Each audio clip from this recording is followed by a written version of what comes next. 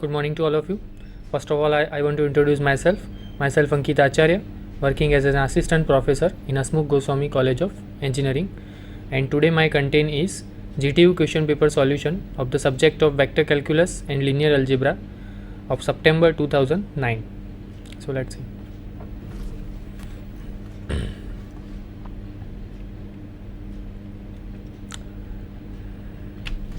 Here is my content, GTU paper solution of September 2009 of the subject of vector calculus and linear algebra. So here is the first question. This first question is compulsory in this question paper, and it has 14 marks. So there are 7 questions, each questions have 2 marks, right?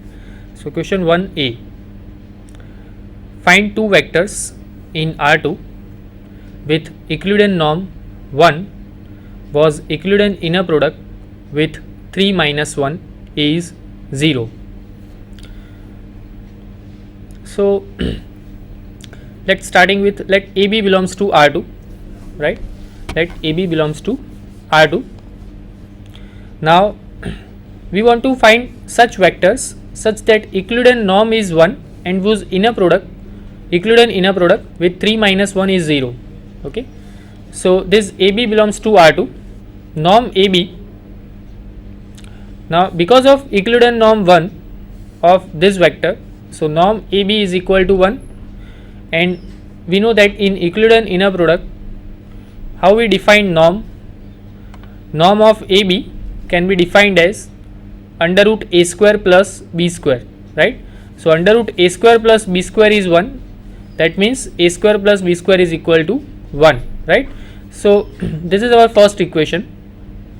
Now another thing which we have, that this vector with Euclidean inner product with 3 minus 1 is 0, right? So inner product of AB with 3 minus 1 using the Euclidean inner product, that is equal to 0. So 3a, from this equation we will get 3a minus b is equal to 0. That means what? B is equal to 3a, right? Now we have two equations. One is a square plus b square is 1, and second one is b is equal to 3a. So here we get the relation between a and b. So that's why we put this value, the value of b, in this first equation. So substituting for b in first equation, we get a square plus 9a square is equal to 1. So 10a square is equal to 1. Now from this equation we can say that a is equal to plus or minus 1 upon under root 10. Okay, a is equal to plus or minus 1 upon under root 10.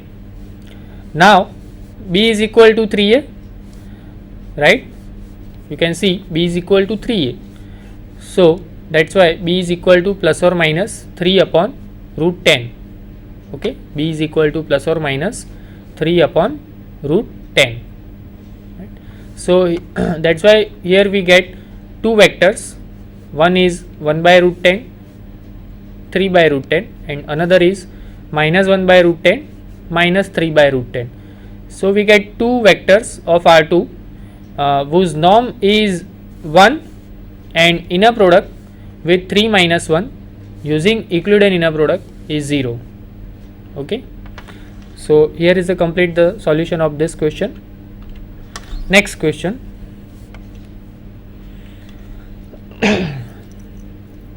If u and v, question 1b, if u and v are orthogonal vectors in an inner product space, then prove that norm u plus v whole square, that is equal to norm u square plus norm v square. Okay. Now here we have that these two vectors are orthogonal. So u and v are orthogonal vectors, and when we say that given two vectors are orthogonal, that means what? The inner product of that two vector which is with each other, that is equal to 0. So u and v are orthogonal, that's why we have inner product uv is equal to 0. Now using the definition of norm, norm u plus v whole square, that can be written as inner product u plus v with u plus v. Because of we know that in the definition of norm, we know that norm u square, that is equal to inner product u with u. So similarly we can define norm u plus v whole square, that can be expressed as inner product u plus v, that is equal to inner product u, right, that is equal to inner product u with u plus inner product u with v plus inner product v with u, but that two terms are same because we know that in inner product space inner product uv, that is same as inner product vu. Okay, so that can be written as 2 inner product uv plus inner product vv, right. Now inner product u with u, this is actually u, inner product u with u, that is equal to norm u square plus inner product v with v, that is equal to norm v square, and we know that inner product u with v, that is equal to 0. Okay, inner product u with v, that is equal to 0 because u and v are orthogonal vectors. So that's why we can now norm u plus v whole square, that is equal to norm u square plus norm v square. So this question also asking 2 marks. Okay, it's quite simple to prove. Next question, question 1 C. Show that f1x is equal to 1, f2x is equal to e raised to x, f3x is equal to e raised to 2x form a linearly independent set of vectors in C2 from minus infinite to infinite. So for that we want to prove that these three functions are linearly independent, and for that we have to find Wronskian determinant. If that Wronskian determinant is not equal to 0 for any x, then we can say that the given three vectors are linearly independent. If Wronskian determinant is equal to 0, then the inner product these three vectors are linearly dependent. Okay, so let's see Wronskian determinant. The Wronskian determinant for f1, f2, f3 is defined as with this notation w of x, that is equal to the first row. The first row of the determinant is f1x, f2x, f3x.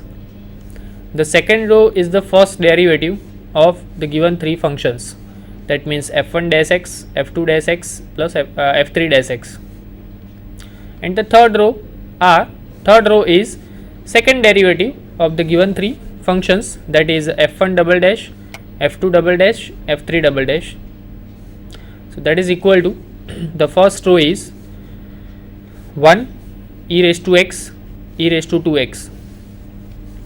The second row is 0 e raised to x, 2 e raised to 2x. Because of the derivative of the first row, you can see the derivative of 1 is 0, the derivative of e raised to x is e raised to x, and the derivative of e raised to 2x, that is 2 e raised to 2x. Next the second derivative of the first row, that is 0 e raised to x, 4 e raised to 2x. The derivative of this f1 dash, that is 2 as it is, derivative of e raised to 2x, that is 2 e raised to 2x, so that will become 4 e raised to 2x. And when we solve this determinant, that is quite easy to solve, right, because there are 0, you can see in the first column there are 0, so only you will get 4 e raised to, only you will get 4 e raised to 3x minus 2 e raised to 3x, so that's why you will get 2 e raised to 3x, and this functions does not have a value 0 for all x. This 2 e raised to 3x never becomes 0. Okay, this 2 e raised to 3x never become 0 for all x in the interval. So that's why the given three functions are linearly independent, that we can say. Okay, so this question 1C complete. Now next question, question 1D. Here we have three vectors of R3, V1, V2, V3. We want to check that do they lie on the same line or not, right? That is the question. So you can see V1 is 4, 6, 8, V2 is 2, 3, 4, and V3 is -2, -3, -4 are three vectors in R3 that have initial points at the origin. Do they lie on the same line? So you can see from this three vector, V1 is equal to 2V2. When you multiply this V2 with 2, you will exactly get V1, right? So that is 4, 6, 8. So V1 is equal to 2V2, and from V3 you can see V3 is exactly minus V2. So V3 is equal to minus V2. Hence this V1, V2, V3 are linearly dependent, right? You can say this V1, V2, V3 are linearly dependent, and hence V1 and V2 have the same directions and V2 and V3 have opposite directions, right? Because of V1 is equal to 2V2 and V3 is equal to minus V2. So from these two equations we can say that V1 and V2 have same directions and V2 and V3 have opposite directions, as the initial points of V1, V2, V3 are common. So that's why they lie on the same line, right? So here the complete the solution of this question. These three vectors definitely lie on the same line because of these three vectors are linearly dependent, and in fact these three vectors are multiplication of each other, right? V1 is equal to 2V2 and V3 is equal to minus V2. So that's why we can say that these three vectors are not only just linearly dependent, but they are multiplication of each other. So that's why they lie on the same line. Next question, question 1E. Now using Cayley-Hamilton theorem, find A square if A is equal to 1, 4, 2, 3. If A is equal to 1, 4, 2, 3. So here we have 2 cross 2 matrix. Now what is Cayley-Hamilton theorem? First of all, that you should know about it, that Cayley-Hamilton, the statement of Cayley-Hamilton theorem is every square matrix satisfied its characteristic equation, right? Every square matrix satisfied its characteristic equation. So how we find characteristic equation? The characteristic equation of A is determinant of A minus lambda I, that is equal to 0. So definitely in main diagonal entries we have to just add minus lambda, the other entries are same, right? Whenever you put A minus lambda I means identity matrix, capital I is identity matrix of the given size. So here we have 2 cross 2 matrix, so this I2, that means 2 cross 2 identity matrix 1 0 0 1. So A minus lambda I, that is equal to 1 minus lambda, just we have to add in main diagonal entries minus lambda, other entries are same. So 1 minus lambda, 3 minus lambda, this 2 and 4 are same, right? You can see that is equal to 0. To solve 2 cross 2 determinant, it's very easy. 1 minus lambda into 3 minus lambda minus 8, that is equal to 0, right? Multiplication of this 2 minus this 2. So 1 minus lambda into 3 minus lambda minus 8, that is equal to 0. Now solve this equation, simplify this equation, you will get lambda square minus 4 lambda minus 5 is equal to 0. So here just try to understand that here we don't need to find the eigenvalues, right? So we just find A square using Cayley-Hamilton theorem. Directly we can also find A square, but we have to use Cayley-Hamilton theorem to find A square for the this matrix A. Now this is our characteristic equation, lambda square minus 4 lambda minus 5 is equal to 0. This is our characteristic equation, right? Now what is the statement of Cayley-Hamilton theorem? I told you that Cayley-Hamilton theorem is every square matrix satisfied its characteristic equation. That means what? By Cayley-Hamilton theorem, the matrix A satisfies 1. Call it equation 1. This is equation 1. So put A instead of lambda in this equation, you will get A square minus 4A minus 5I.